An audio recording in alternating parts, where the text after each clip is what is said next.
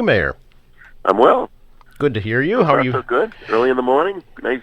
Another nice crisp morning, Joe. Definitely feels like January. It's going to get crisper and whiter, unfortunately.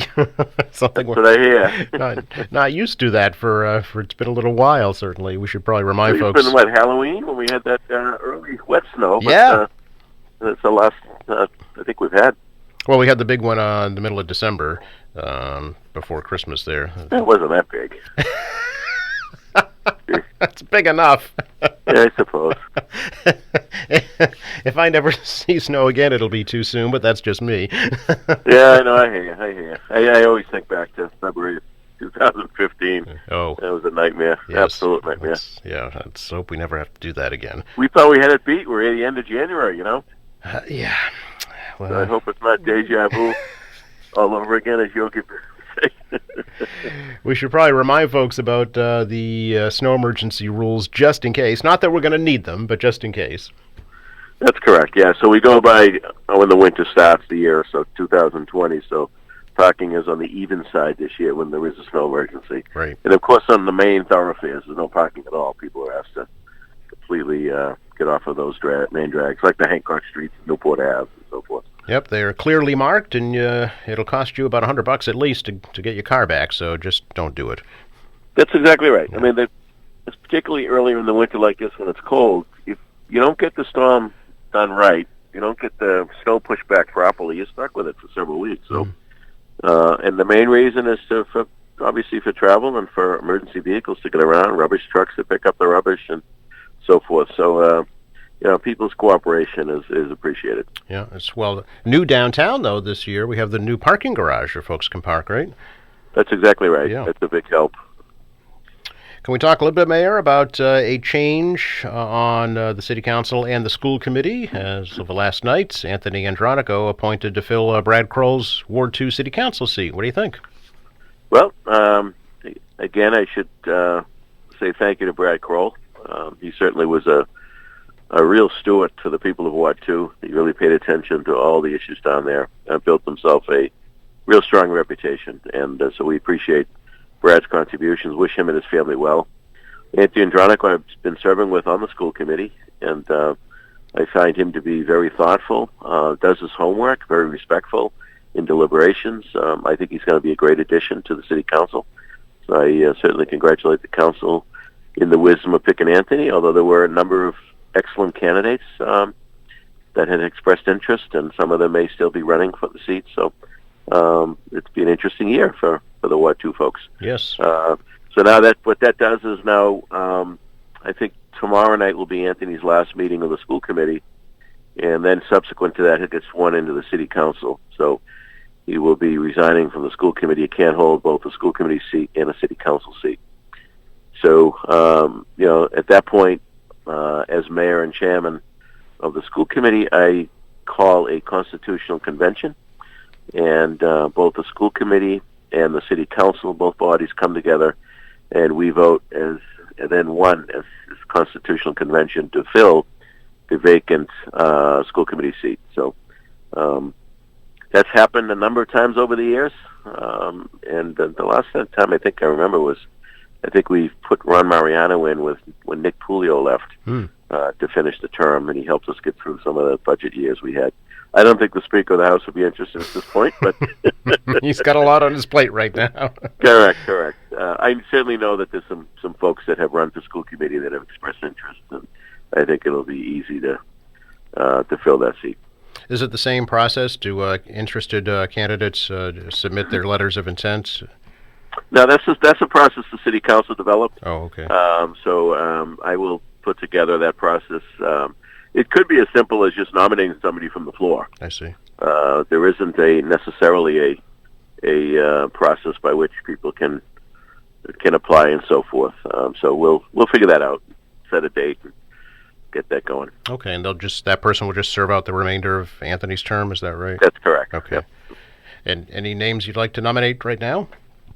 Well, I know that a couple of people have reached out that have run before. Mark Sauter from Marymount, Courtney Perdios from Quincy Point.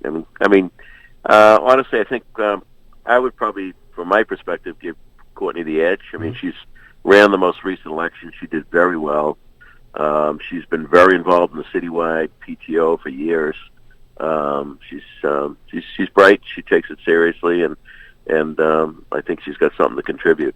Not that others don't. Don't get me wrong at all. But she's the most recent runner-up, if you will, in a school committee election, and she continues to be involved. So I think that says a lot about a candidate. But that's everyone has one vote in the body, so we'll see what happens. It's certainly going to be a challenging year to try and get kids back in the classroom, I'm sure, this year. As you're, It sure is. Yeah. It sure is. Everybody's frustrated, but nobody has the answer. Right. It's tough. To that end, Mayor, are you hearing anything at all from the state about vaccination sites here in Quincy? Well, we're prepared with vaccination sites. We've offered. We've been in touch with the state. They were looking at the Lowe's site, for example, which the MBTA has purchased. Oh, yeah. Or leased right now. They haven't purchased the site yet. Boston Scientific has reached out to us and the state as a potential location. That's a big facility, and they certainly have all the freezer and refrigeration space needed. So it's just a matter of we're kind of waiting on the state on when we're going to get the next batch of vaccines, so we can deal with the rest of phase 1 and begin phase 2. So it's a case of there just aren't enough vaccines at the moment to get out right away. So right. As they come in, we'll distribute them. And whatever way the state wants to do it, we can do it. Working with them, with Manet Health, who's been a great partner right along. We have school nurses, we have EMTs in the fire department. There's a number of ways to get these vaccines on the street more quickly, and we're prepared to do that. Sure. Of course, you're well aware Quincy has a large number of senior housing complexes, I'm sure, nursing homes, yeah. Exactly. And I would always remind people to check with your primary care physician. Some of these folks that may fall into the phase 1 and don't know it, based on their conditions. So they should check in with their primary care physician and to get some direction. Yeah. The numbers are getting better, although the city is still in the red, but the numbers are going down. They're definitely going the right direction. Yeah. We're down a whole point in positivity rate over the last week, which is great. The new cases is down. So it's a good sign. I mean, there's always those terrible reminders. With the death of Steve Desroach over the weekend from the COVID. Steve was very active in the city. The Rotary Club, Quincy Youth Hockey, any good cause. Maria Drost, any good cause. Steve was there helping out with both his time and his resources.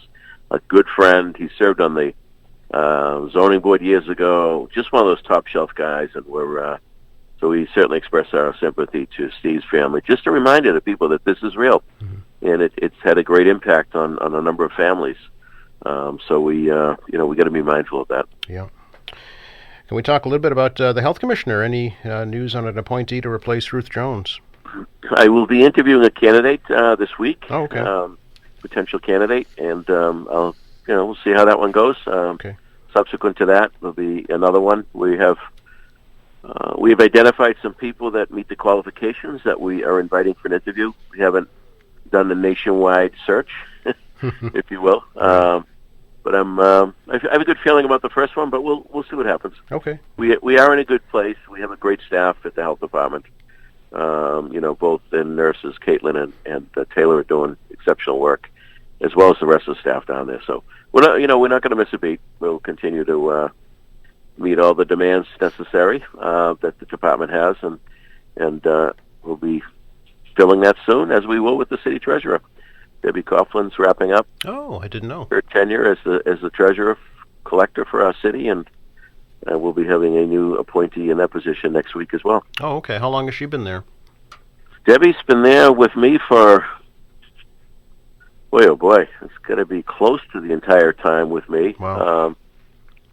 So I'm in my 14th year, probably 13 years anyway. Okay. Well, congratulations to her on that. That's great. Wow. Yeah, she's a great person. She's done a nice job. She was in the finance department of Gillette Corporation before we grabbed her, and she's also one of those great citizens. She just loves the city, and when you find someone that has a great skill set and you match that with a passion for their city, it's just remarkable what can get done.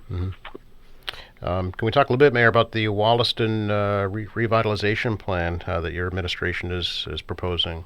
Sure. It's 52 As, acres, which I was surprised to see that it was that large an area.